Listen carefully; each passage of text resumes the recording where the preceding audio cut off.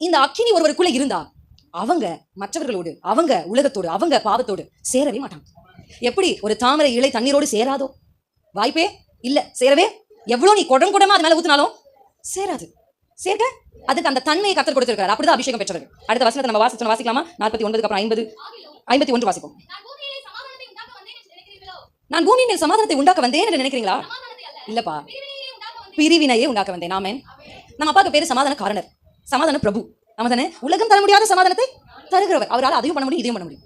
ஆமென். இந்த உலகத்திலேயே ஆண்டவர் முதல்ல செய்த வேலை சிருஷ்டிப்பு. ஆமா தானேங்க? ரைட் வரோம். இரண்டாவது அவர் என்ன செஞ்சா தெரியுமா? பிரிக்கிறார். கரெக்டா இல்லையா? ஆண்டவர் என்ன பண்றாரு? வெளிச்சம் உண்டாக கடவுது உண்டாக்கிட்டாரா? செகண்ட் என்ன பண்ணாருங்க? வெளிச்சத்தையும் இருளையும் வெவ்வேறாக பிரித்தார். ஆதியாகமம் 1ஆம் அதிகாரத்திலே ஆண்டவர் வேலையை ஆரம்பித்து விட்டார், பிரிக்கிற வேலை. அவருக்கு சேர்க்க மட்டும் தான் தெரியும். நீங்க நினைச்சிட்டு இருக்கீங்க இல்லங்க, அவர் பிரிச்சு உங்களுக்கு பிரிச்சாரா இல்லைங்களாங்க? ஆமா ஆமா ஆமா, என்ன பிரிச்சாரு ஆண்டவர்? ஆமா தானே? எங்கோ இருந்தோம், யாரோடய ஒட்டி கொண்டிருந்தோம், எதையோ செய்து கொண்டிருந்தோம். கர்த்தர் வந்தாரு, கையை பிடிச்சாரு.